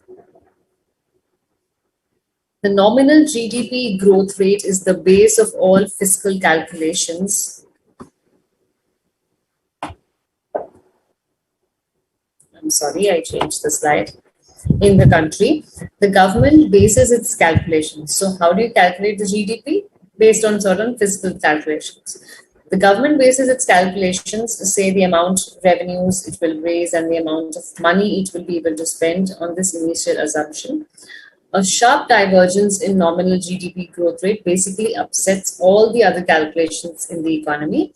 For instance, a sharp fall means the government does not get the revenues it had hoped for, and as such, it can't spend as much as it wanted to. So the conclusion is that all the fiscal calculations of the country are primarily those that decide the amount of money a government is able to spend. That can be the conclusion. How are you calculating the GDP and how does the GDP affect a particular country and its economy? What is the inference? The inference can be that a GDP is probably an indicator about what kind of a country this is. So I think somebody has just put that, Dashmeet has put that. A GDP is an indicator of whether the country is a developing or a developed economy, whether it's a mixed economy. It helps us know much more. That can be an inference. Secondly, the inference can mean GDP's growth rate actually decides how a government is running and how an economy is running. So basically, GDP is the conclusion, but Inference is something beyond the conclusion. I can say that GDP comes as a deciding factor when it comes to deciding the kind of economy a country has. That is the inference. Okay? Some of you have written government should maintain nominal. Okay, Prashant Kothari, like you said, one Prashant says nominal GDP is responsible for the sharp fall in economy. This is Prashant Kunal. So, well, Prashant, this is okay. I'm not denying that. But the actual thing is, like Prashant Kothari said, I think the government should maintain nominal low GDP so that there are other things also which can be taken care of on the basis of the fact that the GDP is going to help us decide the economy. Okay, the economics and the budget, everything is going to be decided on the GDP. So something which I can derive out of the conclusion is my inference. Something which is straightforward is my conclusion. Okay, so this might be a little tough. I'm not saying that, sorry, you can easily crack it. Inference and conclusion have a very thin line of a difference. So you need to practice a lot of passages based on this. I'll show you another interesting passage. Some of you might be Potterheads in this class, so maybe this is easy. So tell me the conclusion and try and tell me the theme. If possible, is there an inference here? There might not be an inference also. So don't worry that every passage has an inference. It might not be there, but still in case you can try. Sorry, I'm so sorry. Yeah. The Marauders map. Okay, the growth rate, fine, fine. I'm getting very good answers. Okay, Archana, see, a question will either ask you to what is the conclusion according to the passage. They'll give you 4 choices. Or it will say what is the inference you can draw based on the information given in the passage. Okay, Archana, getting this much? Now, a question based, sorry for interrupting, the rest of you who have understood can please in the meanwhile start reading this passage. Now, Archana, the question which is based on a conclusion will be straightforward. Okay, the conclusion will be somewhere evident in the passage. So if you read it and reread it, you will be able to identify the conclusion because this is something the author agrees to come upon or agrees to tell you. Okay, that is the conclusion. What he has finally decided to say on the basis of all the different aspects he has written about in the first. Second is inference. Inference is something which is based out of a conclusion, which is not for the author to decide, but for you as a reader to decide. So the conclusion was talking about how GDP affects the country's economy. The inference is that GDP can be considered to be an indicator of the growth of economics or the growth of an economy in a particular country. Inference can be subjective. Inferences can be different. We always say that there might be different answers for inferences, but not necessarily always. Sometimes only one inference is possible. Okay, I hope it's clear now, Archana. Okay, all of you have started giving me answers. You're still attempting the question on GDP. I have already moved on. So I request you please come to the next passage quickly.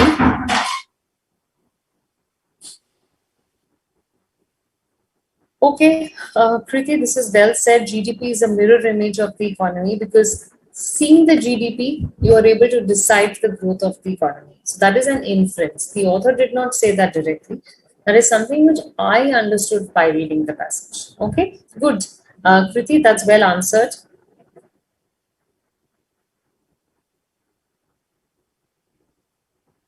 Okay, Pooja, it's not DGB. Maybe that's a typo error. It's GDP. So just have a look at that.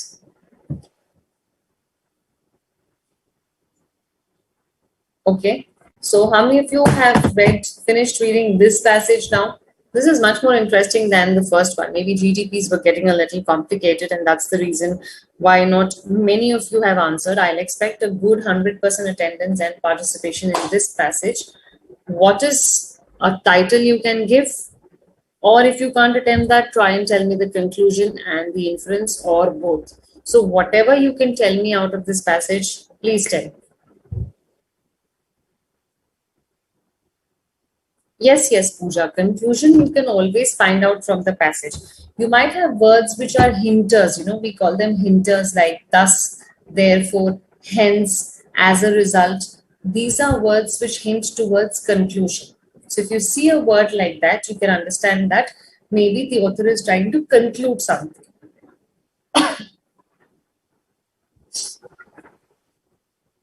Okay, I'm waiting for you to answer.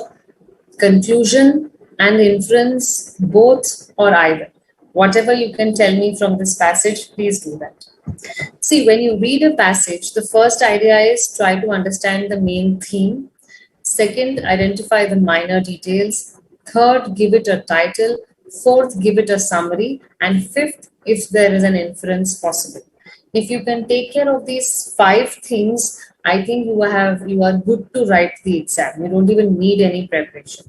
But on that note, however, I would say the more you read, the better tuned and the better aware you are and the better exposed you are to a number of words in a number of learners. Because if you see the past question papers, you will have realized that reading comprehension comes from varied sources. We don't restrict ourselves to only finance or to only market or to only stocks or only bitcoins, like I said. There are many more things which you should be aware of, and reading a diverse stuff will make you confident and ready to sit for the exams. Testimony, somebody is asking me a testimony. What is a testimony? I don't see your name on it, so I can't even address you in a certain way. So I would expect that you please put your name. Somebody who has asked me what is testimony, I don't see your name or email ID, but anyway, any special spoken statement which is officially a record or part of the court of law is called a testimony. Okay? Behind the magic, the marauder's map, the magical map of the marauder. Okay. I'm sorry, Utkar, Moksha, and Jasmine. Well answered. Your answers are correct. All these are suitable titles. I can take them. Very good. So in this passage, I don't think so there's any word which is difficult. Denoted, Testimony, we just now did. Bravado or bravado, as people say. Bravado is bravery. Evinced. Anybody can tell me what is evinced?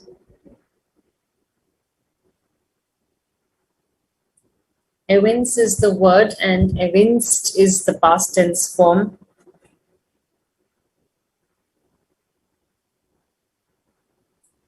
Evince means to reveal, to showcase. So what they're saying is similar bravado is evinced by their use of their own nicknames on the map.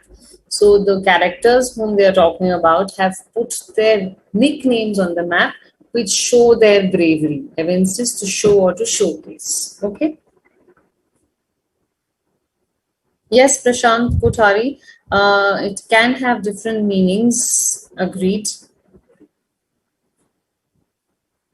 Okay. Document, not exactly. I think, Vishakha, we can change that word that it's not a document. But yes, simply saying the Magical Marauders map is a good enough title for forcing people to read it.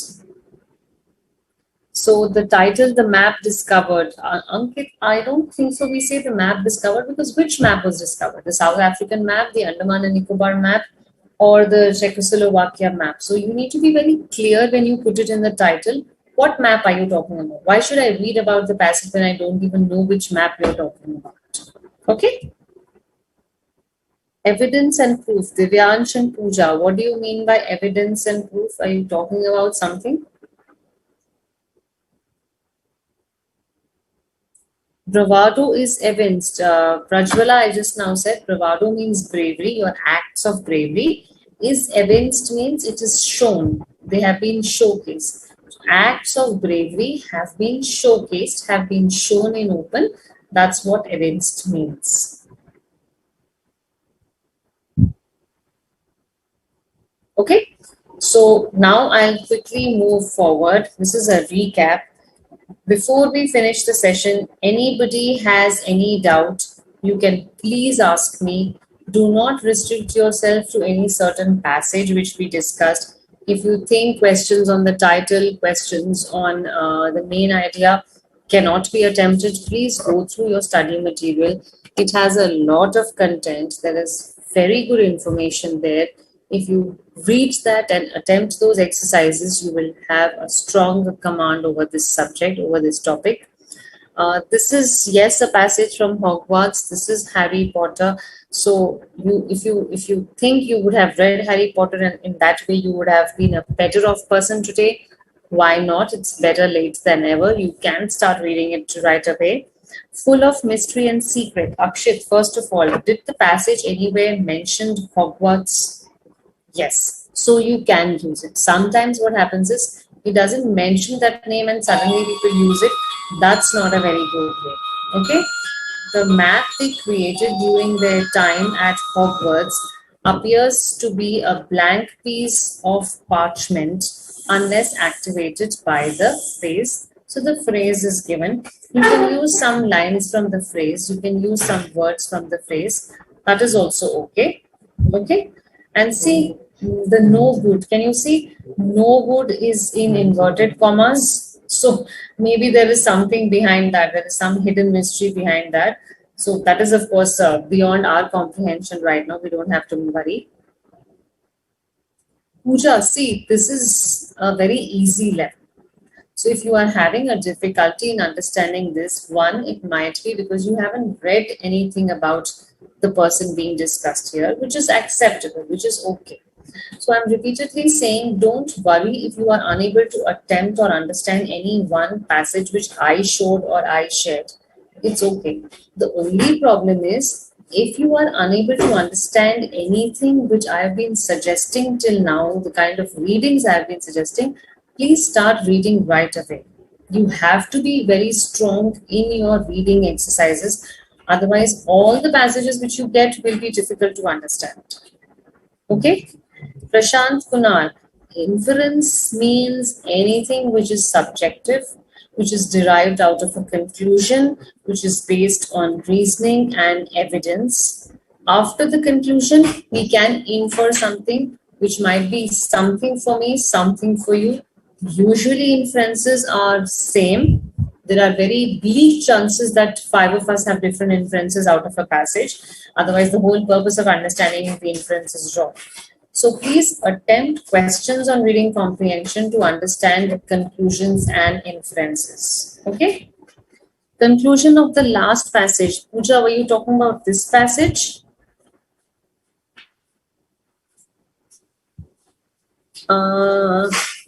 Inference I've already told you. Parchment is a kind of a paper. Okay, we say parchment paper. You know those old kind of papers on which maps were drawn. That's what parchment is. Okay, great. So this is my last slide, the recap slide. Please read the first lines of the passage carefully. Your focus, your main attention should be on the initial and on the beginning of the passage. Those are like the hidden secrets where you get to know a lot of information. Please do not be in a hush-hush way of attempting. Don't straight away go to the questions. That's not going to be of any use unless you have like 5 reading comprehensions to attempt and you're falling short of time. Only then do the questions first and come back to the answers. In this case, you have one passage with 5 questions. So I think the best suggested way is read the passage, then come to the questions. Okay. Now, sometimes what happens is you fail to find a straightforward answer. So don't get disturbed or boggled because answers will not always be straightforward, but answers will be hidden in the passage for sure. So don't think that if I'm not finding it, maybe it's not there. That will never be possible. Whenever we make a passage or whenever we make a question, we always ensure that a reading or a rereading of the passage will definitely allow the students to get the answer. Okay. Sometimes what happens is you've read a lot about that passage and you start imagining it beyond what is given in this. That is not acceptable.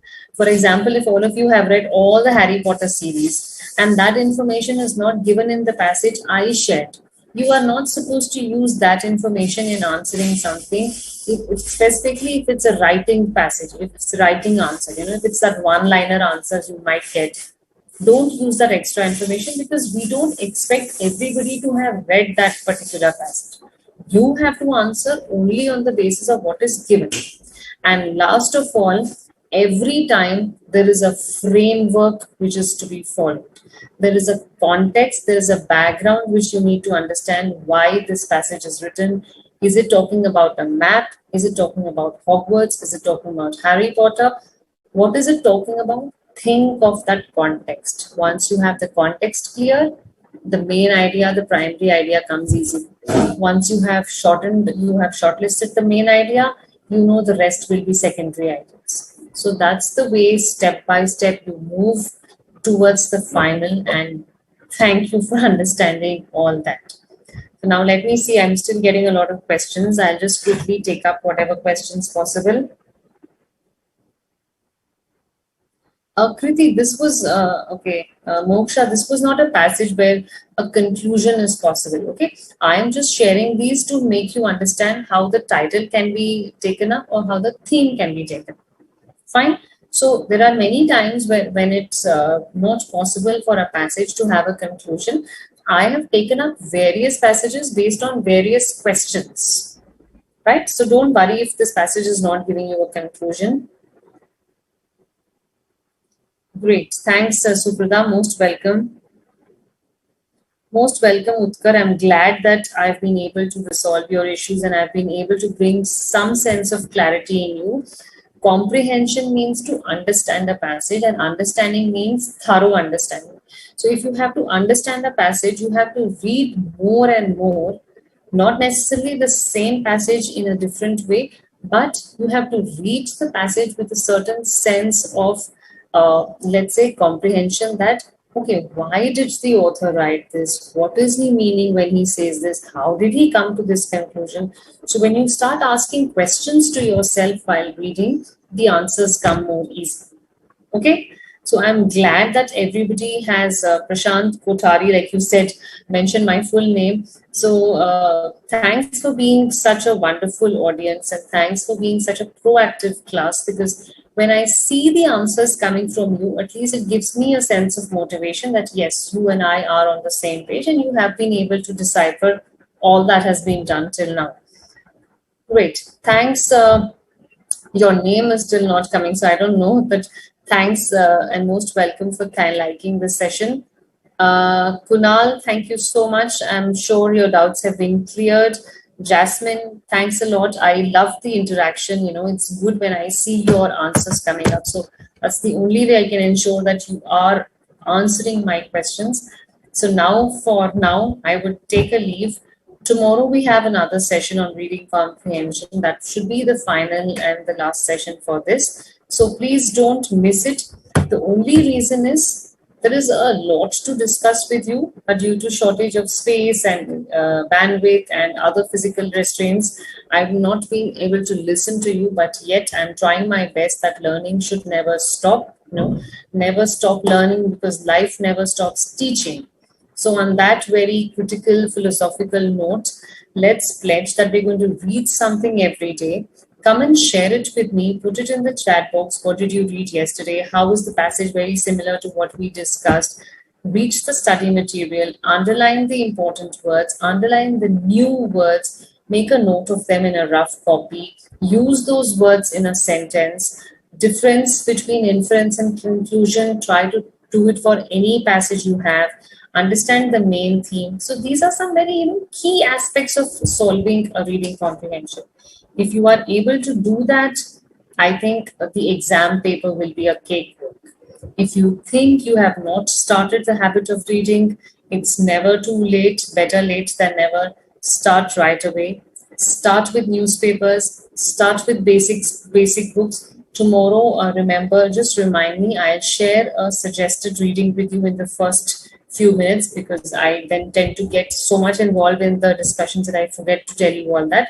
So please remind me tomorrow, and I request all of you to join me tomorrow as well in the morning session with more enthusiasm, with more fervor and with a lot of more inquisitiveness. Okay. On that note, I take a leave today. Good afternoon once again. Have a nice day. Please read. Reading keeps and makes your mind open. Thank you so much, students. Thank you, Jyot. Thank you.